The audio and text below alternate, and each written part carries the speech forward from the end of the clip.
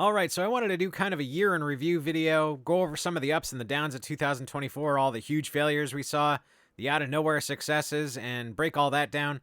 Also talk about some of the lessons we can take from that, and where I think things are heading in 2025 and beyond. Got a lot of games that we're going to go through here, but before we get into that, Hellbreak demo is the gameplay today. I'm going to put a link in the description to the demo for that, and I guess it's going to be out 2025, so if you want to check this out, it's a free demo. Definitely worth playing if you want to jump into that. So, without further ado, let's talk about some of these games that we've seen in 2024, and we're going to start with Black Myth: Wukong. Now, Black Myth: Wukong, massive success, clearly great numbers, also good reviews, overwhelmingly positive, also in the long term with 788,000 total reviews. We can see the owner estimations are in the 20s of millions. If not maybe the tens of millions, high tens of millions, if Play Tracker is to be believed as kind of a low point, and those Gamealytic and VG Insights are the high point. Steam Spy is all over the place, but that happens sometimes. And we can see the simultaneous peak players is 2.4 million, so it's a very successful title, kind of an indicator of what's been happening out of Asia, and especially China this past year, because this was a lesser known studio, and kind of just came from nowhere into this massive success. And it was really on the basis that it was a fun game with good graphics, with an interesting story, an interesting concept, and something we hadn't really seen before. And I think that's what really attracted players to this. Certainly not anything like we've been seeing out of the AAA industry in the West. And I think that contrast really drew people in for Black Myth: Wukong. Also, a similar title that we're also going to get into here is Palworld, which came out of Japan. One of the few very successful titles of the Japanese market, and another relatively unknown studio that just had this massive successful hit.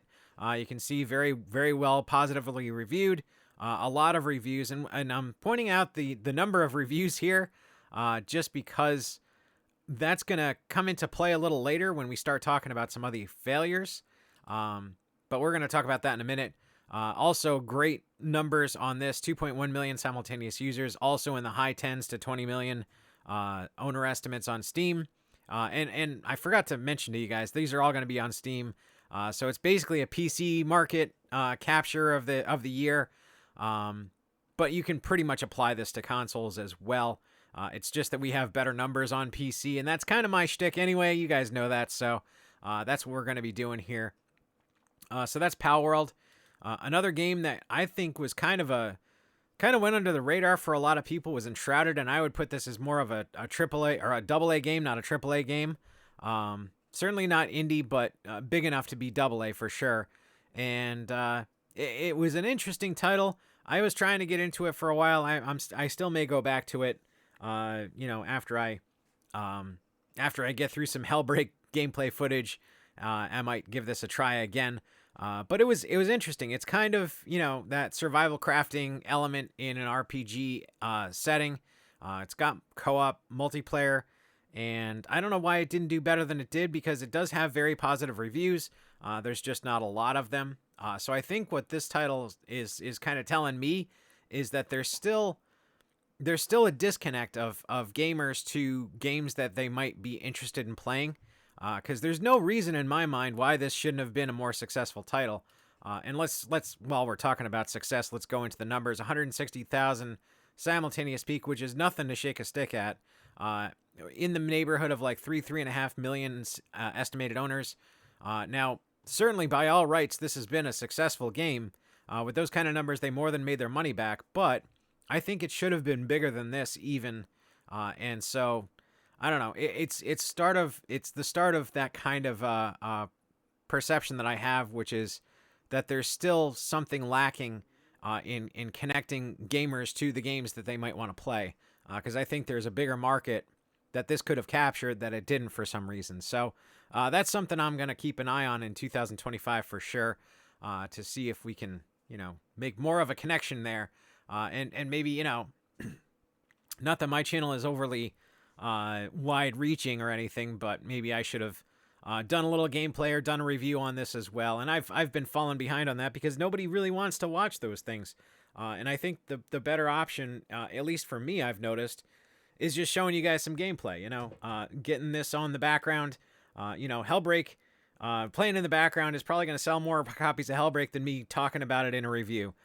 Just because you guys are seeing it, and those that are interested might check it out with the link in the description. So I think I'm going to do more of that in 2025. Try and connect, these kind of titles like Enshrouded, and maybe that'll be the next gameplay. I don't know. So that's Enshrouded in a nutshell. Another one like that is also Tekken 8. Now, Tekken 8 I would consider to be AAA for sure. Bandai Namco, obviously.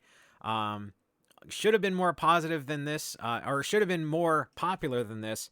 It was very positively reviewed, mostly positive in the long term, which mostly positive is an interesting situation because I've seen a lot of good games like Tekken fall into that category, as well as a lot of really bad games. So I think we're seeing mostly positive be the independent reviews equivalent of like an IGN 7 out of 10, where every game gets at least 7 out of 10.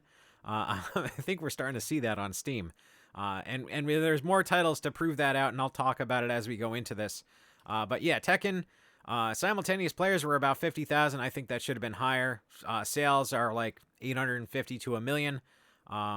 Should have been higher than that, honestly. And I don't know why this wasn't on other people's radar. I don't know why some of the other content creators haven't talked about this game. Aside from the fact that maybe Tekken 8 isn't the fighting game people want to play. Maybe they're still more interested in Mortal Kombat and Street Fighter, and Tekken is just one of those old games. Not like Street Fighter and Mortal Kombat aren't a lot older, but I don't know. It's just a thought, and I mean Tekken was a huge thing back in the day, so I don't know why this was not more popular than it was. Now, speaking of popularity, we're gonna go into a huge success, which is Helldivers 2. Now, this is one that kind of came out of nowhere. Except for original Helldivers fans, they knew this was coming. But yeah, this was kind of I would say, an unknown success. Not many people knew about Helldivers 1, unless you were one of the many people that did play it. But a lot more people played Helldivers 2, I think. Because the numbers really bear out a huge success here. I mean, almost 500,000 simultaneous players peak. Tens of millions of owners, it looks like, at least on Steam, and then obviously, on other platforms, there's even more. But it looks like, with Helldivers, there was a period where they were nerfing things and they were messing with stuff, and they were losing a lot of the good graces of the community. But it does seem like they've kind of gotten that back, and then like more recently, they're really picking players back up with this Omens of Tyranny drop, and so it's starting to get back on track, I think. But it's kind of one of those stories of strong release, and then things got really screwed up, and they're kind of working their way back. Sort of like like a Cyberpunk launch, where it was miserable on launch, and then they redeemed themselves down the road. But this is kind of a win and then a loss, and now working back to that win. So I don't know if we're going to see a lot of that, but I know we're going to probably see a lot more games like Helldivers 2 in the future, just based on its success. A lot of people are going to be copying this kind of a recipe for a game layout, that multiplayer live service combined with more of a space sci-fi type thing. I think we're going to see a lot of that in the future, simply because this thing was successful enough that a lot of other studios are going to copy it. So moving onward, we're going to talk about Tomb Raider. Obviously, Tomb Raider's Remaster 1 through 3, massive success as well. Didn't do as well as it could have. Now, also keep in mind that this was on all the consoles. I mean, it was even on Switch. And it was touted more on Switch than it was on the other consoles or PC. So I think probably the bulk of people playing this were on the Switch or other consoles, not so much on the PC. But I would have expected the numbers here to be even higher.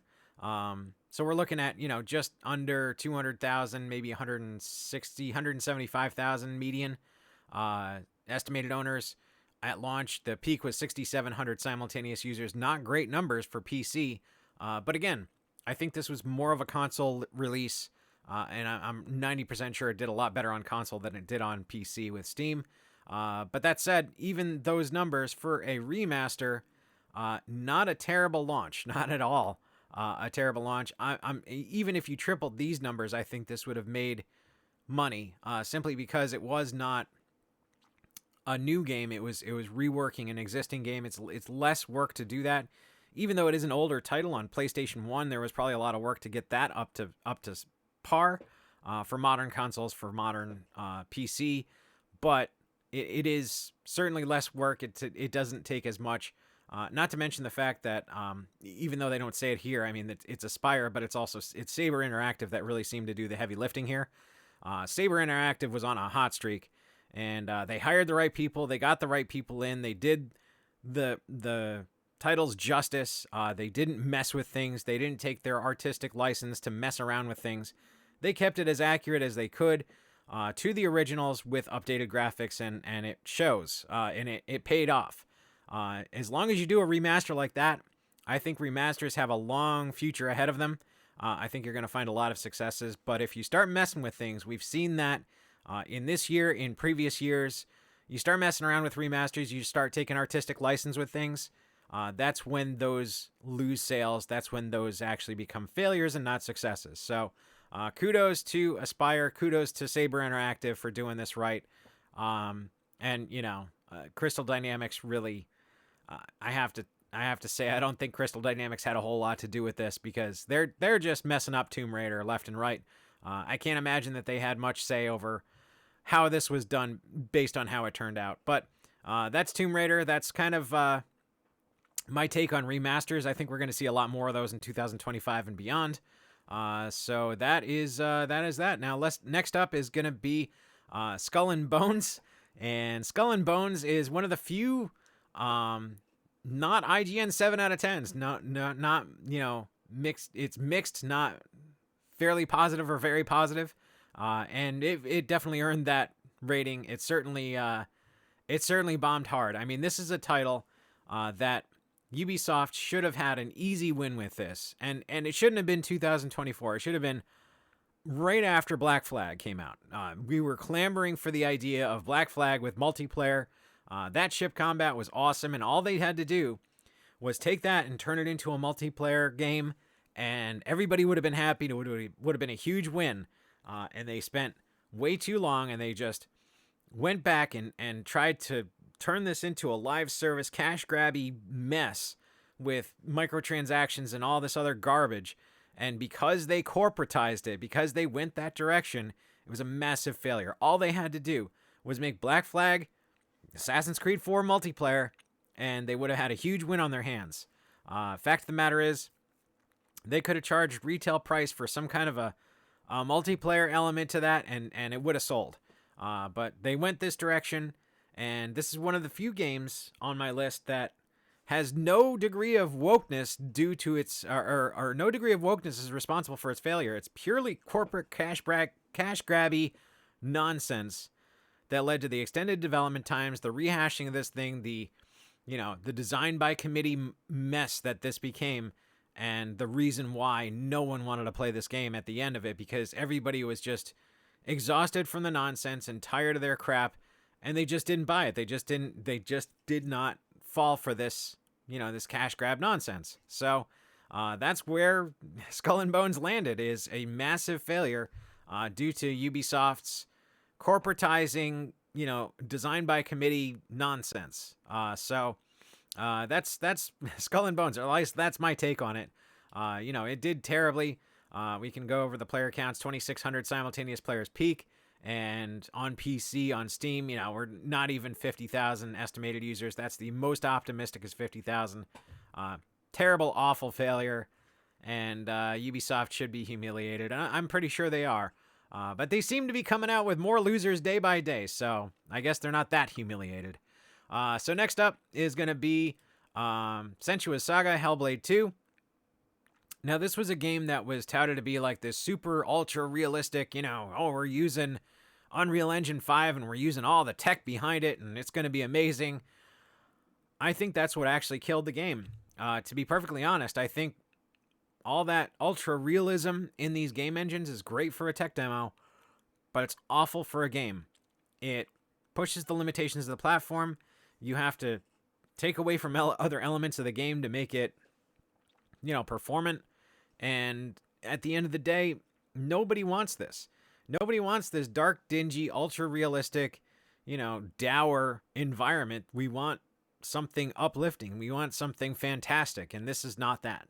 And the fact of the matter is, I don't know how they missed that. I don't know why they missed that, but they did. And this was one of the big Xbox Game Studios offerings on display, and this was supposed to be like the ultra winner, and it crashed and burned. Even though, here's the example again, very positive, 7 out of 10 IGN, right? But if you look at the numbers, the total number of reviews is 5,300. So it's not that people liked it. It's that the people that didn't want to even be bothered playing it didn't buy it and didn't review it and just let it fall off into obscurity. And I think that's what we're seeing here. It's not a matter of people hating it enough to give it a bad review. It's a matter of people not being enticed enough to even bother buying it. So let's just go over the numbers. 3,900 simultaneous users, and we're talking about 120,000 high-end for estimated owners. For a game like this, I would say that probably did not make their money back. Now, it is technically, I would say, more of a AA game. Ninja Theory, relatively unknown developer, but there was a lot of money put into this to make it happen, and clearly there was a lot of graphical fidelity to work out. So there was a lot of money put into this, and it should have done a lot better than this for it to make its money back. But I think this is another example of spending way too much money on a game that does not have the target audience to back it up. And we've seen a lot of those in 2024, especially, where they've just pumped massive amounts of money into these games, and nobody wants to play them because they're not the kind of games we want to play. So they fall short financially and end up getting the studio closed or messes or layoffs or whatever. And that was like kind of a big theme in 2024. So that's Hellblade 2.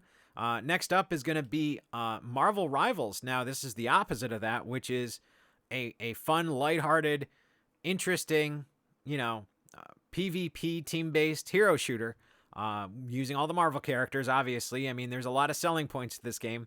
But I think the big thing that really brought people into this is the fact that it's very colorful, it's very artistic, it's very stylized. It's not that ultra-realistic, dour situation. They could have done that. They could have made this look, like,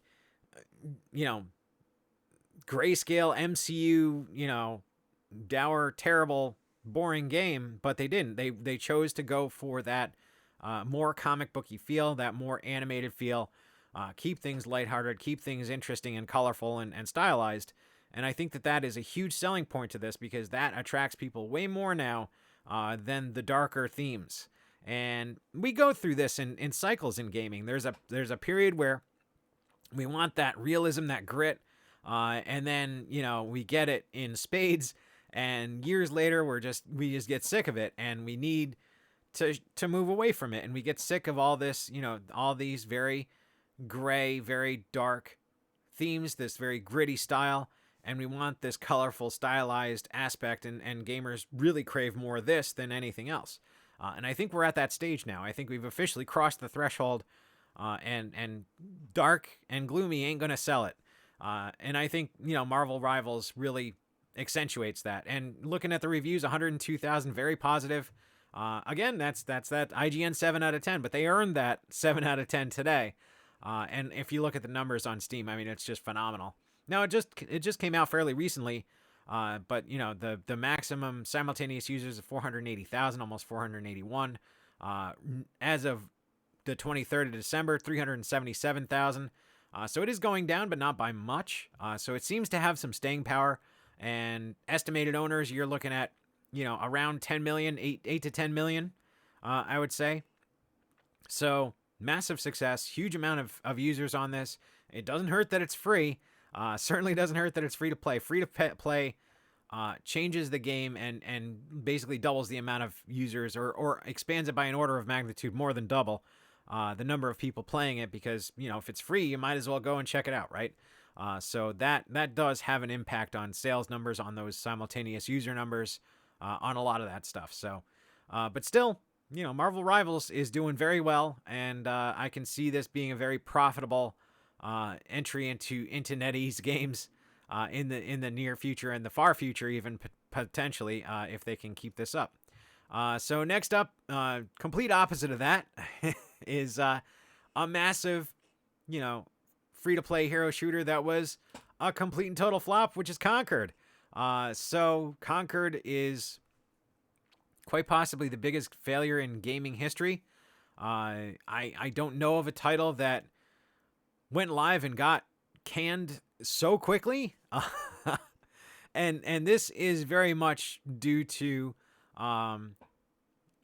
ideological reasons. And, this is one of those games where they wanted to make sure that the characters were diverse, and they didn't really focus on the things they needed to focus on. They didn't have a good nailed down art style. They didn't have a good nailed down plot, from what I could tell. It just seemed very disjointed. It seemed very boring. And it seems like a clone of every other hero shooter out there. I mean, it just doesn't seem like they're doing anything new in this game. And for someone to come out with a title that they're not really doing anything new, that the characters are not standout, that the characters are not well known, obviously. Marvel Rivals, that's one of the selling points, is everybody knows those characters. These are unknowns. So they have to do more to be able to sell us on characters that we've never met before. We don't know these characters, and yet they're boring and they don't look interesting, and they're not grabbing our attention enough to even find out about them, let alone be, interested in learning more or being endearing to us. So they had to go above and beyond, and they fell short. So Marvel Rivals did more to introduce those characters than Concord did. So there's a double failure there. And I guess that's why they're shut down. I guess that's why this game is gone into the abyss for the rest of time. But let's just get into the numbers, because it's worth having a laugh about. Estimated owners 25,000 to say 40,000. Simultaneous players 607 was their peak, and then they got shut down before it could even go back up from 8. And it just it languished and died. But yeah, that's Concord in a nutshell. That is one of the biggest failures in gaming, and we saw it in 2024. Hopefully we won't see something in 2025 that beats this, because that would be very depressing for sure. But yeah, that's Concord in a nutshell. Next up is going to be Yars Rising. Now, this is a game that probably nobody knows about. It came up on my radar. Now, you guys may or may not know this, but I'm a huge Atari nerd. I love my old Atari games. I had Yars Revenge. I still have Yars Revenge. And this is nothing like that. This is a case of taking that IP name and using your artistic license to make what you wanted to make in the first place, and then slapping the badge on it. It's very much that, because this doesn't jive. This makes no sense back to Yars Revenge. It's really just a rebadging to try and sell more copies, because it's got the familiar name on it, which, why would you use Yars Revenge for a name that people would recognize? You should be certainly delving into at least the later series of games like Nintendo Generation, or talking about Atari Jaguar would probably be more apt to sell more titles than anything from the 2600 era, because us old gamers are old, and a lot of us are not gamers anymore. So that nostalgia bait ain't working as well as it could. The other thing I wanted to talk about with this, because it is a pretty obscure title, is I think this is a sign that people are getting sick of the 2D side-scrollers. Even though this does have 3D elements in it, it's very much a 2D side-scroller. And I think people are over it. I think the era of these kind of indie games, and this is very much an indie game, but I think the era of those kind of indie games is coming to an end. And if you're into those kind of side-scrolling adventure indie games, more power to you. But I think you're going to see less of them in 2025 and years beyond. The bit of good news, though, is that the good ones are probably going to continue to get better. So as we go forward, we're going to see less titles, but a lot of them are going to be really, really good. And then you're going to get a whole lot of really bad ones, like you're getting now. But, I think you're going to see a quality improvement in a few of those titles. So at least that's some good news, I think, at least in my prediction. But overall, I think this era is coming to a close, and I think you're going to see that in 2025 very much so. Yars Revenge, not great numbers. 43 peak, and we're talking about like 3,500 estimated owners. I mean, even Steam Spy at the top end is 11K. I can't imagine this made its money back. Even being a cheap indie title, those are abysmal numbers, so I can't imagine it made its money back. So, moving on. Let's talk about another remaster, Lollipop Chainsaw Repop. Now, this one didn't get as much traction as Tomb Raider did. It was very faithfully done, as far as I can tell. I didn't actually play it or anything, but I did hear a lot about it, and a lot of really diehard fans were talking about it. There were a few points of concern, but it seemed very nitpicky. Like certain animations weren't exactly the same. But those things can happen when you're remastering something. Some of the old animation cycles can't be reused, or they have to, like, fill in the blanks and kind of rebuild them from scratch to make them work with modern animation systems. And so, I don't know. That's pretty much all I saw in terms of the potential censorship, as it were. But I could be wrong on that. But overall, I think fairly positively received by the people that were interested in it, and there were not a lot. I think that lends credence to the fact that not a lot of people even knew that this was going to happen. Plus, maybe the perception is that it's a fairly new game, even though it's not. But that does have a lot to do with remasters. If people perceive that you're remastering something that doesn't really need a remaster in the first place, then you can lose sales that way as well. I don't know if that happened with Lollipop Chainsaw. I know that happened with some other ones, but maybe that was an aspect of this as well. But yeah, overall, I think the biggest contributor to this is just the lack of people knowing about it. 989 simultaneous users peak, and we're looking at about 40,000 estimated owners on Steam. It was on console too, so you can basically triple those numbers or more maybe, because it is more of a console-esque title. So maybe console did better than PC. That could be the case as well. But overall, I think they are right on the cusp of making their money back, if these numbers are to be believed across all platforms. But yeah, I don't know if we're gonna get any more remasters from these guys. I don't know. We'll see. But yeah, that was Lollipop Chainsaw, a game that I think should have probably done better than it did, and could just be that it just didn't find its audience.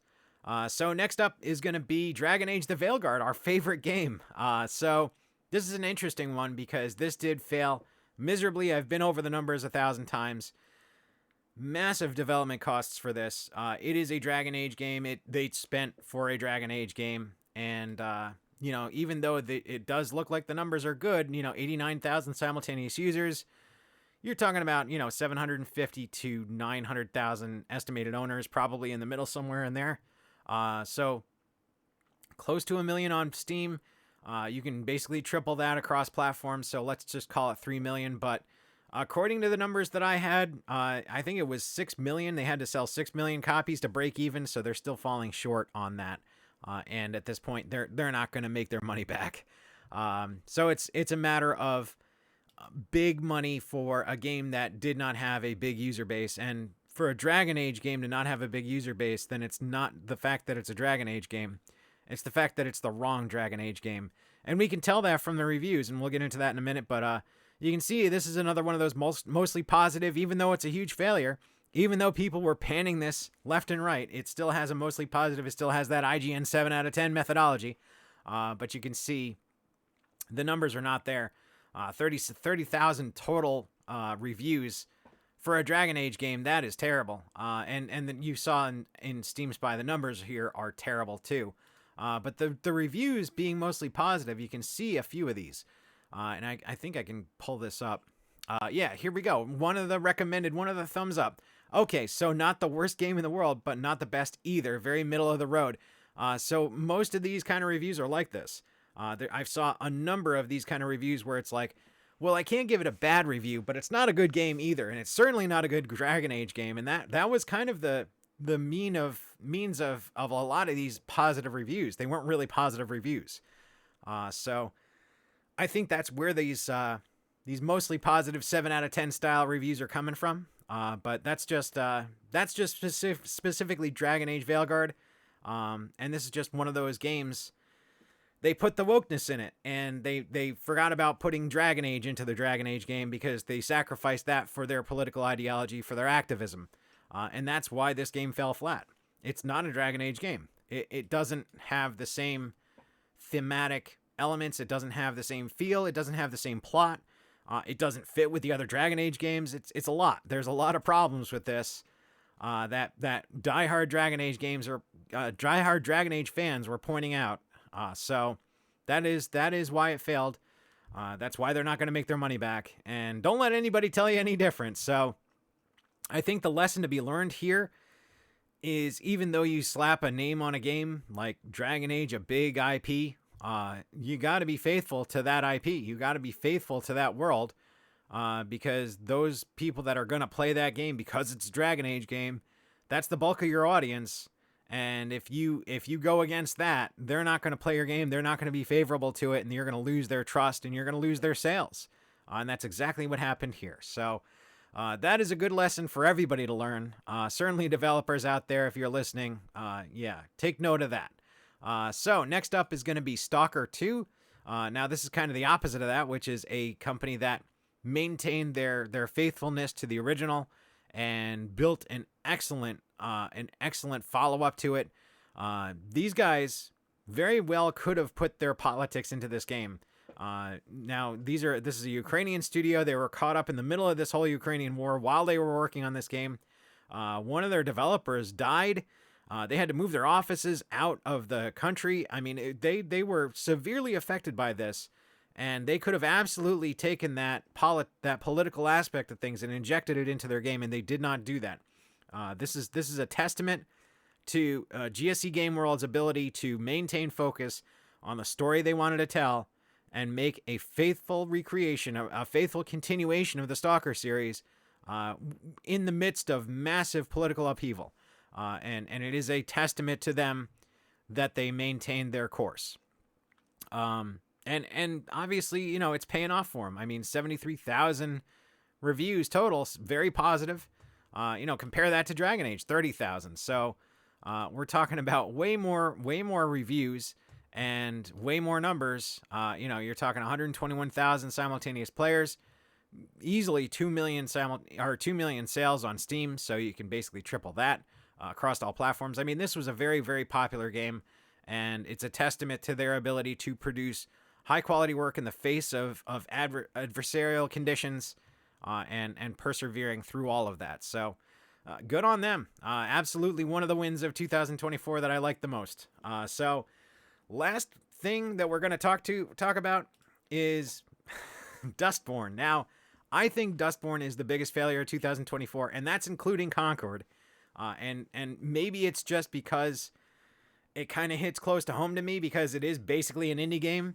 But there is a lot wrong with this. This is the most politically activistic game there is. There is nothing else in this game besides political activism. It is built around their ideology, and it shows in every aspect of this game. It's just ridiculous, and this is why it failed as hard as it did. I don't know why they would have thought that this would have been any kind of success. I'm not sure that they did, to be perfectly honest. I think that this was supposed to be one of those games where they got a bunch of investment capital and they produced it and they outsourced a bunch of stuff and they made all their little money, and then it was going to flop hard. I think that's what they wanted to do. And as you can see here, it's DEI detected. So this is very much one of those games that Sweet Baby Inc. was involved with all that controversy. And speaking as an indie developer, regardless of those, those consulting agencies' political leanings or, them injecting their politics into your game or any of that, the fact that an indie developer thought it was a good idea to outsource anything to a consultancy firm is just obscenely insane. That is a massive waste of money, because even if you're talking about outsourcing like 3D modeling to a consultancy firm is going to charge you an order of magnitude more than any freelance artist out there. So It's a massive waste of money. It's a massive waste of resources. And for an indie developer to do that, shame on them. Absolutely ridiculous. If you're going to outsource things, you need to do it in a way that an indie developer is going to be efficient about. And this is not speaking efficiency to me. This is speaking wasteful practices and stupid decision making. And that's not even factoring in the politics that are injected into it, the preachiness of this game. This entire game is just one giant soapbox lecturing to you about how terrible a person you are. And, obviously that's not going to capture any kind of target audience whatsoever, except for the 4 people that agree with the politics of the game that are going to buy it. Or in this case, 235. Well, less than 10,000 total.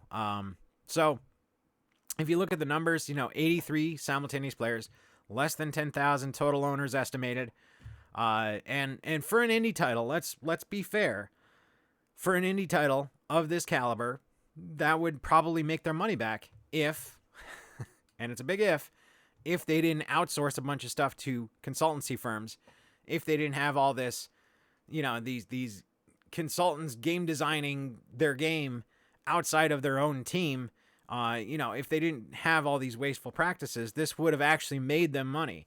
But it also wouldn't have been the game that it is today with all the preachiness, and it probably would have sold more copies. If they kept it internal. I don't know. Well, I don't know what their politics are, but assuming that they would just kind of focus on actual gameplay and not, let Sweet Baby Inc. write their entire game for them. I don't know. Maybe it would have turned out better and it would have sold more copies. Who knows? But yeah, political activism in the game, outsourcing, being wasteful, and making stupid business decisions. This absolutely is the worst game of 2024 in my mind. Even though it's not the failure that Concord was, it's the worst game. Maybe not the biggest failure, because that would be Concord, but there you have it. So we're going to end on Dustborn. Yeah. So overall, I think what we can take from this is there's a lot to be talked about with these review systems, and even Dustborn. Let's just go back to that. So even in Dustborn, it's that IGN 7 out of 10, very positive, mostly positive. So I don't think we can trust Steam reviews on their own anymore. I think we have to look at the numbers, kind of understand the situation, and I'm going to try and do more of that going forward. The other thing I can point out is a lot of these games that fell short of where I think they should have been. It's really, I think, a failure of independent games media for not showcasing these games more, and I'm guilty too. I may be an indie dev, but I'm also kind of in that independent games media too. So I need to do a better job of showcasing games. And part of that is just showing gameplay like I've been doing. Showing whatever kind of game I can come up with and focus more on the indie games. I mean, Hellbreak demo, Hellbreak is very much in that AA indie space. And I'd like to do more of that. And I think going forward, that's the way that I'm going to try and showcase some of these games, get some of these games out in front of your eyes so you can see them and make a judgment for yourself and see if it's something you want to check out. And especially when they have demos like Hellbreak does. I think that for a developer is the most important thing that any indie dev, any AA dev can do, is put a demo out there. I think that's going to be more of a selling point to these games than anything else. And in fact, for me, if I see your game has a demo out on Steam, I'm going to play that more likely and showcase that on my videos more likely than any other game out there that doesn't have a demo. Not that my audience is all that big, but for what it's worth, the 500 subs I've got, it's better than 0 subs, right?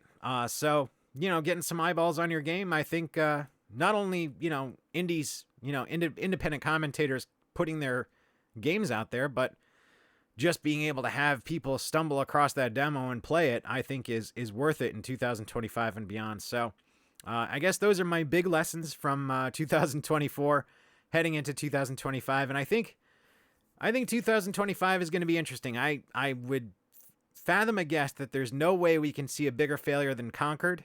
I'm hoping we don't. But I also don't think it's going to get better. I think it's going to continue to get worse before it gets better in games. I think we're going to have a few more years of these AAA games that are very much putting their politics in the game ahead of gameplay and story, just because development cycles last for years and years, and we're only just into this. And you know, the games that have been in development for the past few years are all going to be of the same caliber as the 2024 games. The one upside, though, is the Asian markets are definitely starting to come around. I mean, you know, we've seen it with Palworld, we've seen it with Black Myth Wukong. Those kind of games are going to be out there. They're going to be out there in greater and greater numbers, and we're going to start seeing those Korean games, seeing those Chinese games, and to an effect the Japanese games too, even though some of them are getting very westernized, some of those studios, but there are some that are still, you know, legit Japanese studios doing what they do, and coming out with awesome titles. So that's something positive to look forward to as well. Unfortunately, I think the Western AAA industry is going to languish for a few more years, if not just die off. And the one positive of the Western audience of the Western industry is AA's are very much stepping up to the plate. And I think we're going to see a lot more of that in 2025 as well, as AA's and indies kind of stepping up to the plate and competing with those AAA's and beating those AAA's with cheaper games that are way more fun and way more interesting and way more artistic. So hopefully we'll get to see a lot more of that in 2025 as well. But yeah, that's what I got for you guys. Year in review, some lessons, and hopefully some positive predictions and something to leave you with a slightly positive light for 2025. Just wanted to get this video out there and, you know, kind of sum up the year. But I'm going to have more videos before the end of the year, so I will talk to you guys then. Hope you enjoy these kind of videos. If you do, subscribe to the channel, and I'll talk to you guys later.